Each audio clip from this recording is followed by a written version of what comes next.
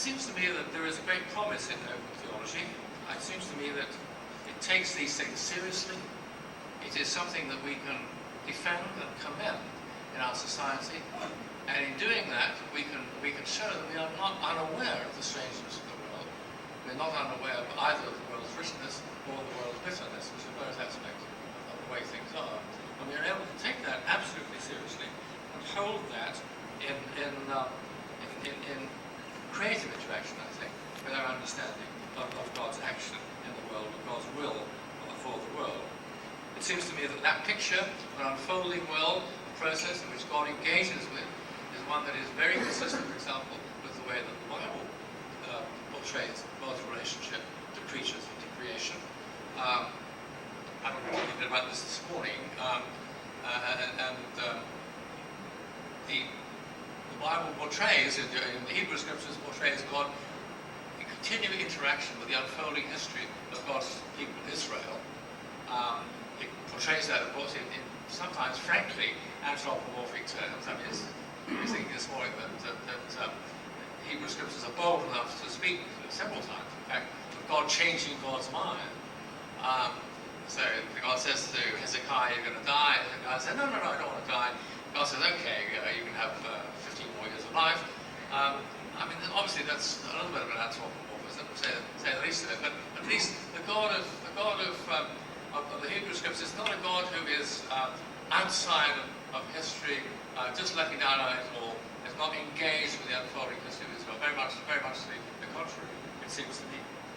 And of course, in the New Testament, we see God's engagement with history being demonstrated in a unique and profoundly significant form in the incarnation, the birth of God's Son taking human life, the birth under Augustus and the death under Tiberius. We could hardly have a greater engagement with history than is portrayed in the unique episode of the incarnation. And that, I think that is where I find the deepest, the most profound and moving Christian answer to the problems of theodicy.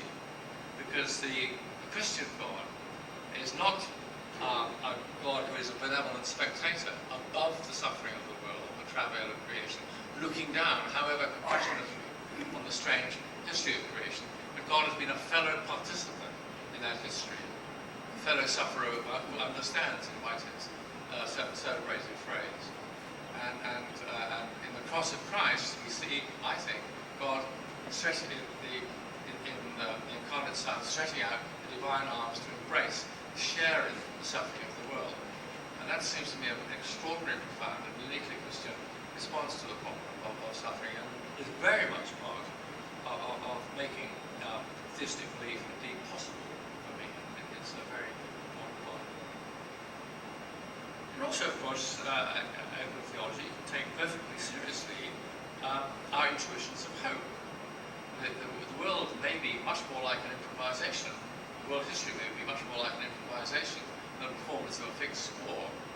But we have every reason to believe and trust that God will resolve the great fury of creation by achieving God's purposes, even if they are attained through contingent paths. And I think that the creation will find its fulfillment ultimately, of course, through the whole of creation sharing in the resurrection that has been manifested already in the resurrection of Jesus Christ.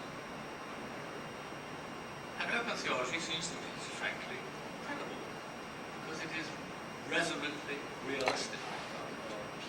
It really is no fanciful fairy story, no sort of consoling, unrealistic theme, sentimental theme. It faces the strangeness of the world, but it also faces the faithfulness of God. It sees a world in which there is undoubtedly death, and death is real, and death is a real separation, but it is not an ultimate reality. The last word lies not with death, but with God. So I think open theology is a theology for our time, and indeed for all times. I think it is a theology of great promise. I think it is certainly the theology to which I commit myself, and which I wish to commend to you.